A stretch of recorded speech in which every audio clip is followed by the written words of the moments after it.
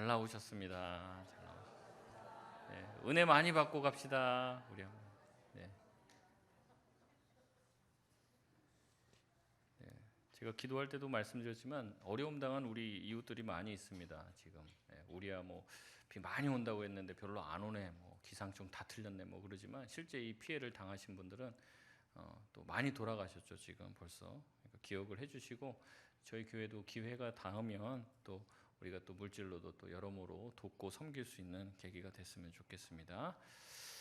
오늘 그리스도 예수 안에 있는 이라는 제목으로 같이 말씀을 나누도록 하겠습니다. 우리 로마서 말씀을 계속 보고 있는데 오늘은 8장입니다. 8장. 오늘 본문 로마서 8장에 대해서 위대한 설교자였던 이 마틴 로이드 존스 목사님은 이렇게 이야기를 했습니다. 그것은 가장 빛나는 보석 가운데 하나다. 어떤 사람은 모든 성경 중에서 로마서가 가장 빛나고 찬란하며 반짝이는 보석, 곧 보석 중의 보석이라고 했다. 또한 그 중에서도 로마서 8장이야말로 가장 환히 빛나는 보석이라고 했다. 로마서에서 가장 감동적인 장은 바로 몇 장입니까? 8장이라고 합니다. 그만큼 이 로마서 8장은요 복음의 진수를 담고 기독교 신앙의 핵심을 담고 있는 장이라고 널리 알려져 있습니다. 로마서 8장을 또 몇 주 동안 나누게 될 텐데 이 시간들을 통해서 하나님이 주시는 풍성한 은혜를 누릴 수 있길 바랍니다. 오늘 본문인 로마서 8장 1절은요 그러므로라는 접속사로 시작이 됩니다. 그러므로라는 접속사의 기능은 앞에 있는 내용이 있어요. 그 내용에 대한 결과입니다. 그러니까 앞에 쭉 무슨 얘기를 하고 그러므로 이렇다라는 결론을 이야기하는 거죠. 8장 1절에 그렇게 나오니까요. 이 8장 1절 앞 내용이 중요한 거예요.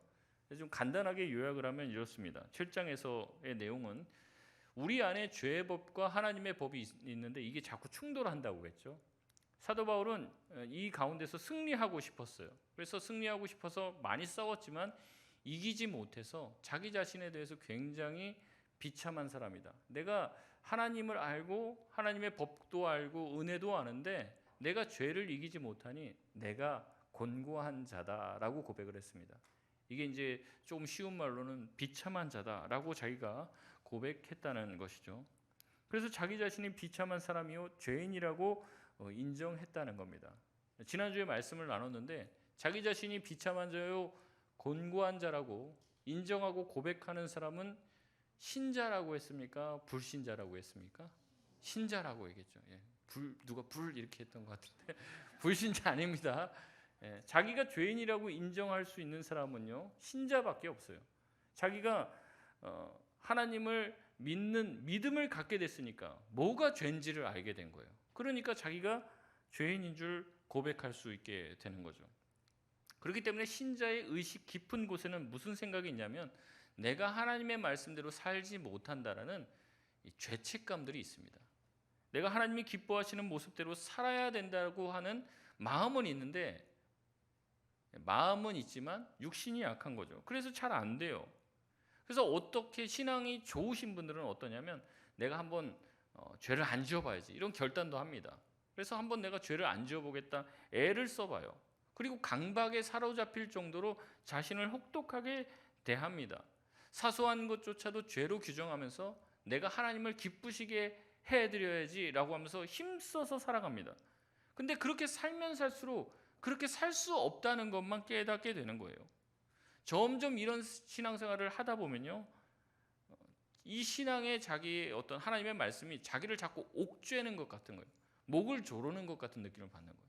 하나님 말씀 펴보면 다 내가 못 사는 거거든요.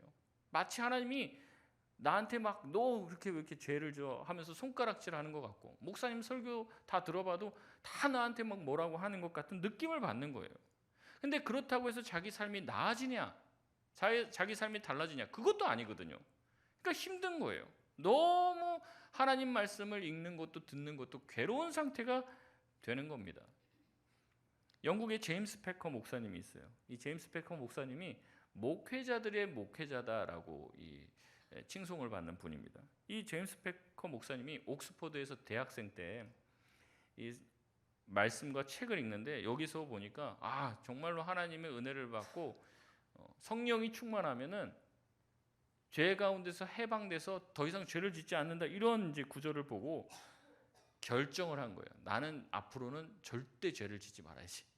내가 다시는 죄를 짓지 않겠다. 이렇게 하면서 내가 죄로부터 완전히 해방되길 원한다. 이 결단을 가지고 자기 삶을 굉장히 세밀하게 적고 치열하게 죄와 싸우겠다 결단을 합니다. 그래서 매일 고통스럽게 죄와 싸웠어요. 근데 자기가 이 겉의 행동은 하나님의 말씀대로 어떻게 할 수 있는데, 성경을 보니까 하나님이 죄로 규정하는 것은 우리의 행동뿐만 아니라 뭐까지 보십니까? 우리의 마음과 생각까지 감찰하시는 거예요. 그래서 자기의 마음과 생각도 선한 생각만 하고 선한 어떤 좋은 내용만 품으려고 합니다. 죄를 안 짓기 위해서. 근데 그게 됩니까? 안 됩니까? 안 되는 거예요. 자기 안에서 화가 치밀어 오르고 누군가를 보면 막 정죄의 말이 내 속에서 올라오는데 그걸 말로 안 하는 건 할 수 있어요. 근데 내 속에서 그런 생각이 드는 거는 막지를 못하는 거예요. 그러니까 이 제임스 패커 목사님이 너무 괴로운 겁니다. 아무리 노력하고 노력해도 내 안에서 더러운 것이 계속 올라오는데 이거를 억누를 수가 없다는 거예요. 근데 성경 보니까는 성경 충만하면 된다, 이런 얘기를 보니까 한번 해보려고 죽어라 기도하고 뭐 말씀 보는 시간도 배로 늘리고 계속 기도만 하고 하는데도 자기가 고쳐지지 않은 거예요. 승리하는 그리스도인이라고 하는 그 모습은 먼 이야기처럼 느껴지고 하나님이 원하시는 그런 온전한 모습에 닿는 것은 내가 불가능하구나라는 것을 느끼게 됩니다. 그래서 이 제임스 패커 목사님이 어떻게 했냐면, 나는 내가 이렇게 죄만 짓고 살려면, 그러니까 하루하루 더 사는 게 뭐예요? 죄만 계속 짓는 거예요. 그러니까 자기가 이렇게 살 바에는 어떻게 하냐? 그만 사는 게 낫겠다. 그래서 제임스 패커 목사님이 내가 하나님의 말씀대로 살지 못함에 괴로워하고 자살 시도를 합니다. 이 좀 극단적인 얘기는 합니다. 우리 성도님들 중에서는 그런 분이 안 계시는 것 같은데, 하나님의 말씀대로 살고 싶은데 못 사니까 나 그냥 죽어버려야겠다. 내 인생은 살 가치가 없다, 이렇게 생각을 했던 거예요. 조금 극단적인 얘기지만 신자가 자기가 죄인이라고 인정하는 게 중요하다고 얘기했습니다. 그런데 도가 지나치면요, 또 하나 하나님이 우리에게 주시는 이 복음이 율법과 죄에서 우리를 해방시키셨다는 이 자유의 복음을 깨닫지 못하면요, 우리가 신앙의 균형을 잡기가 매우 어렵다는 거죠. 그래서 사도 바울은요, 7장에서의 이 이야기들, 신자는 자기가 죄인임을 깨닫는 자다, 그리고 자기의 죄된 모습 때문에 비참해진다, 이런 내용을 쭉 이야기하고 8장으로 넘어와서 오늘 이렇게 이야기하는 겁니다. 우리 8장 1절 말씀 우리 다 같이 다시 한번 읽겠습니다. 시작.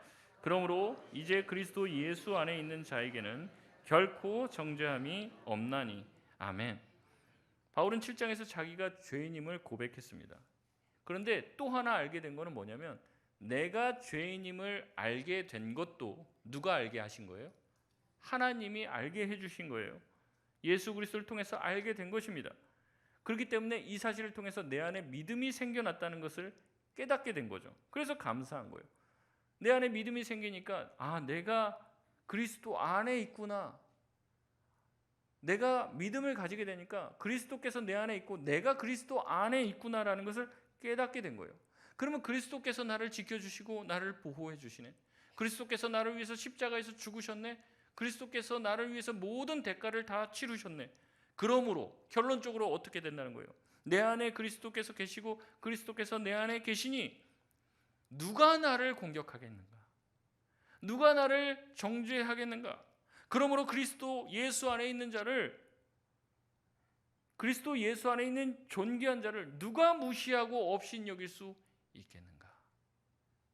나 같은 자를 위해서 예수님이 가장 고귀한 보혈을 다 흘려주셨는데 누가 나를 뭐라고 하겠냐? 누가 나를 향해서 손가락질을 하겠냐? 이 정죄라는 말이 고발한다는 말이에요. 고발한다는. 검찰에서 죄 있다 그러면 적어서 고발하잖아요. 너 죄 있어라고 고발한다는 거예요. 사탄이 지금도 우리를 계속 고발합니다. 저와 여러분의 마음 가운데 그런 마음이 드실 수도 있어요.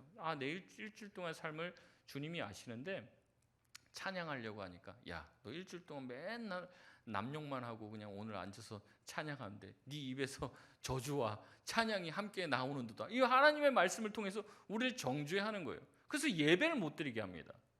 야, 네가 기도해도 소용없어. 너 그렇게 악한 짓 하고 사기치고 다니는 거 다 하나님이 알고 계시는데 네 기도 들어줄 것 같아? 자꾸 이렇게 누가 정죄해요? 사탄이 우리의 마음을 정죄하는 거예요. 우리를 참소한다고 합니다. 참소. 하나님한테 고발하는 거예요. 저 자식이 지금 드리는 예배를 하나님 받지 마세요. 저 사람은 어떤 사람인 줄 아세요? 이렇게 더러운 사람입니다. 계속 고소한다는 거예요. 사도 바울의 마음에도 이 마음이 드는 거예요. 그런데 자기가 깨닫게 된 거죠. 내가 믿음 안에 있네. 내가 그리스도 안에 있네. 결론을 내린 거예요. 그러므로 이제는 그리스도 예수 안에 있는 사람은 결코 어떻다는 거예요? 정죄함이 없다는 것을 깨닫게 된 거예요. 아, 내가 이것을 미처 몰랐구나. 우리 안에 생명의 성령의 법이 있다는 것은 우리가 그리스도 안에 있다는 뜻이고, 그리스도 안에 있다는 것은 누구도 우리를 죄 있다고 정죄할 수 없다는 것입니다. 여러분, 이런 내용들은요, 신약에만 있는 게 아니에요. 구약에서도 이미 말하고 있습니다. 그래서 여러분 개인 성경이라면요, 교회 성경에다 이렇게 표시하지 마시고요, 개인 성경이 있으시면 한번 옆에다 써놓으세요. 미가서 7장 7절에서 9절입니다. 이 연결이 돼 있어요. 이 8장 1절 말씀이랑 미가서 7장 7절에서 9절 말씀이 연결이 되어 있습니다. 우리 같이 한번 읽어보도록 하겠습니다. 시작. 오직 나는 여호와를 우러러보며 나를 구원하시는 하나님을 바라보나니 나의 하나님이 나에게 귀를 기울이시리로다. 나의 대적이여 나로 말미암아 기뻐하지 말지어다. 나는 엎드러질지라도 일어날 것이요 어두운 데에 앉을지라도 여호와께서 나의 빛이 되실 것이미로다. 내가 여호와께 범죄하였으니 그의 진노를 당하려니와 마침내 주께서 나를 위하여 논쟁하시고 심판하시며 주께서 나를 인도하사 광명에 이르게 하시리니 내가 그의 공의를 보리로다. 아멘. 8절에 보니까 그렇게 얘기하는 거예요. 내가 엎드러질지라도 다시 일어날 것이고 어두운 데 앉을지라도 그리스도께서 여호와께서 나의 빛이 되어 주신다는 거예요. 내가 범죄했다는 것을 인정했습니다. 그런데 주님께서 어떻게 해요? 나를 위하여 대신 논쟁을 해주는 거예요. 변호사가 되어 주신다는 거죠. 주님이 내 대신 다른 사람을 심판해 주신다는 거예요. 주께서 나를 인도하사 광명에 이르게 하시고 내가 결국에 하나님의 공의의 빛을 보게 될 것이다 라고 얘기하면서 자기 자신이 그리스도 안에 하나님 안에 있을 때는 하나님께서 우리를 건져주시고 우리가 죄인일지라도 우리를 지켜주시고 보호해주시고 내 대신 싸우실 것이라고 이미 구약에 약속하고 있다는 겁니다. 여러분, 우리는 죄인이지만 우리가 그리스도 안에 있을 때 그리스도께서 우리를 대신해서 싸우시는 줄 여러분 믿으시길 바랍니다. 그리스도 안에 있으면요, 그리스도는 우리의 편이 되어주신다는 거예요. 우리를 대적하는 자는 그리스도를 대적하는 자가 됩니다. 그리스도 안에 있는 자는 어떤 죄인이든지 용서해 주겠다고 주님은 약속하고 계십니다. 여러분, 자꾸 흔들리시는 분이 계실지 몰라서 제가 확실하게 말씀을 드립니다. 여러분, 그리스도 안에 있는 자는요, 과거에 어떠한 죄를 지었든지 현재에 어떤 죄를 짓고 있든지 앞으로 미래에 어떤 죄를 지을지는 모르지만 이 모든 것이 그리스도 안에서 깨끗이 용서함을 받는다는 것을 여러분 믿으시길 바랍니다. 여러분, 이것은 성경에 기록해 놓은 거예요. 그런즉 이제는 그리스도 예수 안에서 결코 정죄함이 없다는 거예요. 누구도 나를 하나님 앞에서 고발할 자가 없다는 거예요. 우리가 그리스도 예수 안에 있으면 하나님은 우리의 모든 죄를 용서해 주시겠다고 약속하고 있습니다. 신자는요, 그가 치러야 될 대가가 전혀 없어요. 그리스도께서 이미 다 모든 죄의 대가를 치르셨기 때문에 그렇습니다. 누구도 그 사람을 정죄할 수 없는 이유는 그리스도께서 모든 죄의 대가와 심판을 대신 받으셨기 때문에 그렇습니다. 어떤 사람은 얘기합니다. 신자라도 죄를 지면 그가 회개하기 전까지는 여전히 죄인으로 있다고 생각하는 경우도 있어요. 그러나 오늘 말씀은요, 회개를 전제하고 있지 않습니다. 우리가 그리스도 예수 안에 있는 믿음 가운데 거할 때는 결코 누구도 우리의 상황과 상관없이 누구도 우리를 정죄할 수 없다고 단언하고 있습니다.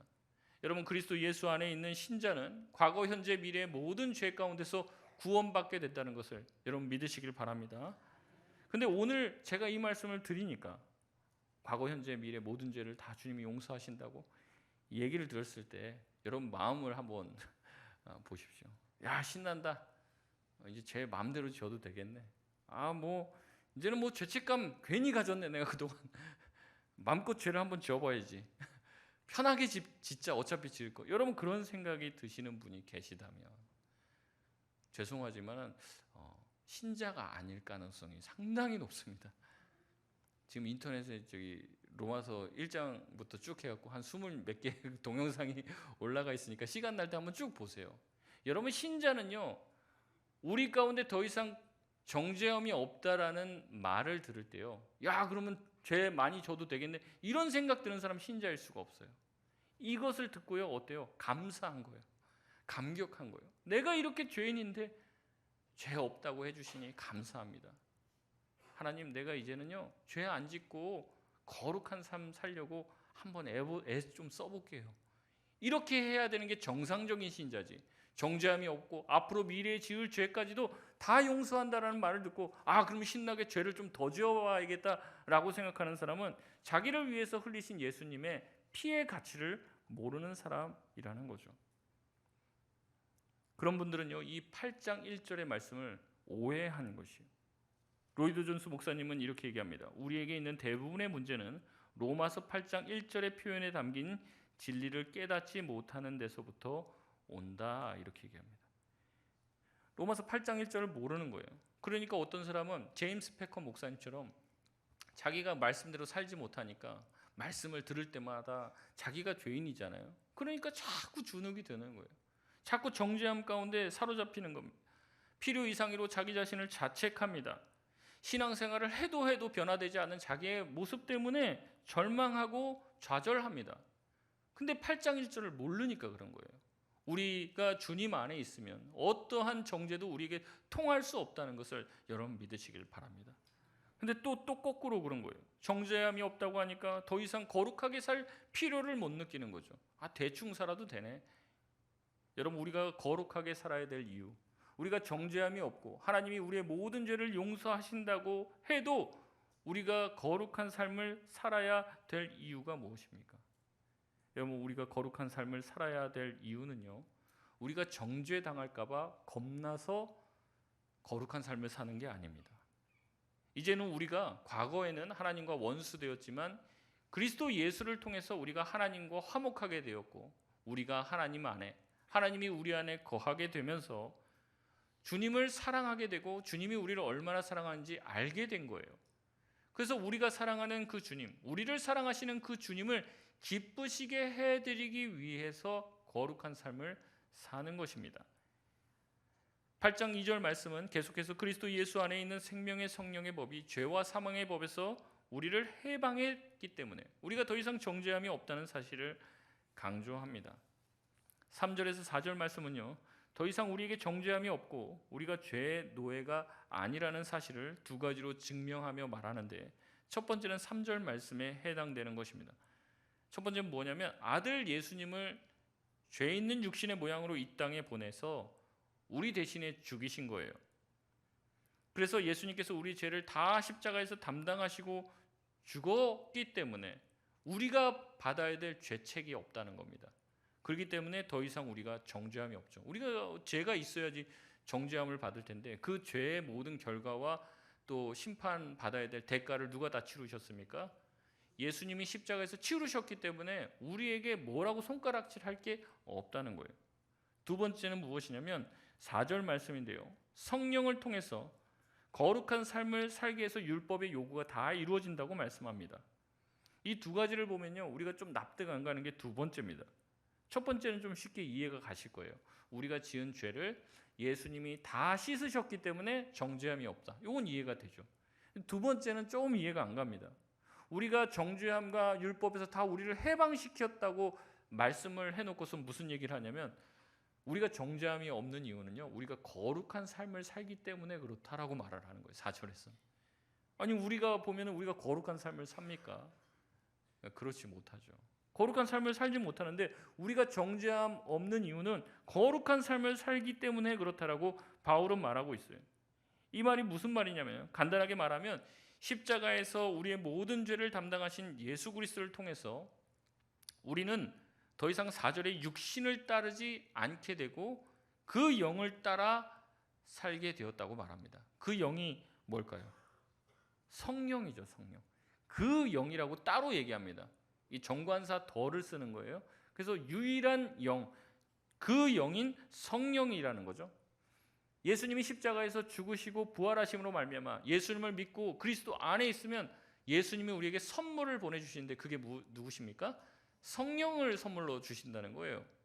그래서 성령께서 우리 안에 들어오셔서 하시는 역사가 무엇이냐면 우리로 하여금 육신과 죄를 따라 살지 않고 성령을 따라 살면서 하나님이 기뻐하시는 모습으로 삶이 변화되게 하신다는 거죠. 그래서 성령을 통해서 살다 보면 율법의 모든 요구는 자연스럽게 다 이루어지는 거예요. 그러니까 거룩한 삶을 살기 시작하니까 더 이상 사탄이 우리를 정죄할 거리가 없다고 사도 바울은 말하는 것이죠. 그렇기 때문에 우리가 더 이상 정죄함이 없다는 8장 1절의 고백은요, 앞으로 어떠한 죄를 저질러도 괜찮다라는 의미가 아닙니다. 무슨 의미냐면 그리스도께서 모든 죄를 담당하시고 이제는 우리에게 성령을 주셨기 때문에 너희는 성령을 따라 거룩한 삶을 살아라. 그래야 사탄이 너희를 정죄할 것이 없다라고 말하는 것이죠. 존 스토트는요, 주석에서 이 구절을 이렇게 번역을 합니다. 우리는 더 이상 구원의 방편으로서 율법에 얽매이지 않게 되었다. 곧 율법이 우리를 의롭게 하는 근거로 우리를 구속하지는 않지만 행위의 한 가지 기준으로서 여전히 구속력이 있기에 성령을 따라 살 때 우리는 율법의 요구를 충족하기 위해서 애쓴다. 여러분, 이게 무슨 말입니까? 예전에는 율법을 지킬 때 율법을 안 지키면 구원을 못 받을까 봐 지켰어요. 근데 이제는 달라졌다는 거죠. 성령을 따라서 자연스럽게 살다 보면 성령을 따라 사는 것이 즐겁고 기쁘기 때문에 성령을 따라서 살면 어떻게 돼요? 율법에서 정한 요구는 이미 지키고도 남음이 있다는 겁니다. 예를 한번 들어보겠습니다. 만약에 이제 예를 드는 겁니다. 만약에 일주일에 한 번 교회에 나와서 예배를 드려라라는 율법의 기준이 있으면요, 일주일에 한 번 나오는 거예요. 근데 우리가 은혜를 많이 받으면요, 일주일에 한 번 예배 드리는 걸로 성이 찹니까, 안 찹니까? 안 차죠. 또 가서 예배 드리고 싶고 또 교회 가고 싶고 지나가다 교회 들리고 싶고 막 이런 거예요. 그래서 보니까 일주일 내내 교회 나와요. 새벽에도 나오고 저녁에도 나오고 그런 거예요. 그러니까 그렇게 나오시는 분은 일주일에 한 번 교회 나와서 예배 드리라고 하는 율법의 기준을 충족하고도 남음이 있습니까, 없습니까? 있다는 거죠. 성령을 따라 사는 것은 그거라는 거예요. 율법의 기준이 요 밑에 깔려 있으면요, 예전에는 그거 겨우 턱걸이로 지켰어요. 지키기 힘든데도 구원 받으려고 하니까 어렵사리 그거 지켰어요. 그런데 이제는 달라진 거예요. 성령께서 내 안에 감동해 주시고 우리의 마음을 변화시켜 주시기 때문에 율법에서 정한 것 이상의 것을 하고 있는 겁니다. 예를 들어 11조를 내라 딱 이러면 11조만 내지 않는 거예요. 그 이상의 것을 기뻐하며 감사함으로 할 수 있는 사람이 되는 것이죠. 그래서 성령을 따라 사는 삶은 어떻게 되냐? 하나님이 말씀하시는 율법의 기준 이상의 삶을 살게 되어 있다는 겁니다. 예수님의 십자가의 죽음과 부활이 그것을 가능하게 했다는 거죠. 여러분, 예수님이 우리를 위해서 십자가에서 죽으셨습니다. 우리를 단순히 우리를 천국 보내게 하시려고 예수님이 십자가에서 죽으셨다면요, 우리 예수 믿고 나서 다 어떻게 된다고 했죠? 다 죽고 천국 가면 돼요. 근데 예수님의 목적은 그게 아닙니다. 예수님의 목적은 우리를 구원하셔서 이 땅에서 거룩하게 살게 하시기 위해서 우리를 이 땅에 살려두신 것입니다. 거룩한 삶을 살면서 다른 사람들에게 복음을 전하게 하시려고 저와 여러분을 위해서 예수님이 십자가에서 죽으셨다는 말이죠. 과거에는 그렇기 때문에 우리가 죄와 싸우다가는 계속해서 졌다면 이제 그리스도께서 우리 안에 성령을 주셨기 때문에 죄와 좀 한번 붙어볼 만합니다. 붙어볼 만한 정도가 아니라 죄와 싸워서 이제는 이길 수 있게 되었어요. 근데 항상 이기냐? 뭐 그렇지는 않겠죠. 처음부터 막 승리하고 그러면 좋겠지만 우리가 처음에는요, 100전 100승 뭐 이런 얘기 하잖아요. 예전에는 죄와 싸우면 100전 100패. 근데 이제 은혜 받고 이제는 잘하기 시작하면서는 100전 뭐 한 20승 80패 뭐 이렇게 되는 거예요. 근데 우리가 성숙해지고 말씀을 깊이 묵상하고 성령을 따라 사는 것이 점점점 훈련되고 신앙이 깊어지면 우리가 어떻게 됩니까? 나중에는 80승 20패 이렇게 되는 거예요. 그거를 성경적인 또 신학적인 용어로 뭐라고 하냐면 성화라고 합니다. 성화. 무슨 뜻입니까? 거룩해진다는 거죠. 거룩하게 변화된다는 거예요. 그러니까 문제는 뭐냐면 이 땅에서요, 하나님의 은혜를 받은 사람은 점점 거룩해져야 돼요. 어제보다 오늘 더 거룩해져야 되고 오늘보다 내일 더 거룩해지는 것이 자연스러운 겁니다. 근데 우리가 변하지 않는다, 이게 다 좋은 말은 아니죠. 어떤 부분에서는 변하지 않는 게 참 좋죠. 근데 어떤 부분에서는 변하지 않는다는 건 아주 심각한 문제가 있는 거예요. 예수 믿은 지 10년 됐어요. 20년 전 예수를 믿었어요. 근데 어떤 분이 와서 와, 어떻게 집사님은 진짜 20년 전이랑 똑같냐? 그럼 욕입니까? 칭찬입니까? 변화가 일어나야죠. 아니, 어떻게 그때는 그랬는데 어떻게 이렇게 변화됐어? 완전 목사님이야? 예수님이야? 변화되는 거죠. 시간이 지나면 변질이 일어나고 타락이 일어나면 안 되고 성령을 따라 살려고 애쓰고 주님 앞에 기도하면 주님이 주시는 힘으로 우리가 조금씩 성화되는 거예요. 물론 이제 올라갔다가 또 내려올 때도 있습니다. 그러다가 또 올라갈 때도. 근데 전체적으로 보면 우상향하는 거예요. 점점 변화되는 거예요. 그래서 그 꼭지점, 맨 끝에 극치에 도달하게 되는 걸 뭐라고 하냐면 성화의 극치가 뭐예요? 영화라고 합니다. 영화. 영화 아니고 영화관 아니고 영화라고요. 영화. 근데요, 신기한 건 우리는 우리의 영화된 모습을 몰라요. 우리는 우리의 영화된 모습을 모른단 말이에요. 우리 옆에 보면은 이 사람이 거룩한 사람처럼 보입니까? 한심한 사람처럼 보일 때가 많죠. 근데 하나님은요, 시공간의 제약을 받지 않으신 분이에요. 저희의 과거도 알지만 저희의 현재도 아시고 저희의 미래도 아시는 줄 믿습니다. 그래서 주님은요, 우리를 볼 때 통으로 다 보는 거예요. 통으로. 야, 지금 이렇게 부족한데 앞으로 이 친구가 얼마나 거룩해지고 성화가 되어서 변화될지 하나님은 알고 계시는 거예요. 그러니까 하나님의 평가는요, 지금 우리 현재 모습의 평가가 아닙니다. 우리가 영화됐을 때의 모습을 가지고 우리를 평가하시는 거예요. 그러니까 하나님의 평가는 항상 어때요? 너그러운 거죠. 항상 하나님의 평가는 후해요. 점수가 좋습니다. 우리의 지금 현재의 모습을 보면 한참 미친데 낙제점인데 하나님은 우리의 영화된 모습을 바라보면서 우리를 사랑한다 말씀하시고 넌 참 귀한 나의 아들이요 딸이다 이렇게 보신다는 거예요. 그러니까 우리가 예수님이 나를 위해서 십자가에 죽으셨다, 나의 죄가 용서받았다, 나의 과거 현재 미래의 모든 죄가 다 깨끗이 씻음받았다, 야 신난다, 오늘부터 죄 한번 지어봐야겠다, 이게 아니라고 얘기했습니다. 어떻게 해요? 아, 그렇게 나를 위해서 예수님이 희생하셨으니 주님을 기쁘시게 해드려야겠다. 내가 뭘 하면 주님이 기뻐하실까? 내가 뭐 할 때 하나님이 나를 참 귀하게 여기실까? 우리가 그것을 따라 살다 보면요, 하나님이 정하신 이 율법은요, 그냥 넉넉히 지켜나가는 거예요. 넉넉히. 더 이상 스트레스가 아니라는 거죠. 이 동기가 달라지는 겁니다. 동기. 제일 중요한 게 동기예요. 하나님이 그걸 보신단 말이죠. 신앙의 동기가 예전에는 두려움이었어요. 율법을 지키지 않으면 벌 받을까 봐, 지옥 갈까 봐. 근데 이제 율법의 동기가 달라졌습니다. 무엇입니까? 주님을 기쁘시게 해드리려고. 왜냐하면 주님이 기쁜 것을 보면 나도 어때요? 나도 기뻐요. 우리 부모님들 많이 계시니까 우리 자녀들한테 뭘 해줬는데 자녀가 막 즐겁고 엄마 아빠 사랑해요, 너무 고마워요, 이렇게 얘기하면 어때요? 해주고도 기쁘잖아요. 우리가 하나님께 하는 그 모든 행위가 그런 겁니다. 우리가 하나님을 찬양하고 높이고 주님의 말씀대로 살 때 주님이 기뻐하시죠. 그걸 보고 기쁜 거예요. 나의 이런 작은 몸짓과 찬양에 하나님이 기뻐해 주시니까 기쁜 거라고요. 그래서 더 해보려고 하는 거죠. 더. 이것도 해봐야겠네. 주님이 기뻐하시니까 이것도 해봐야겠네. 이렇게 헌신하며 나아가는 것이에요.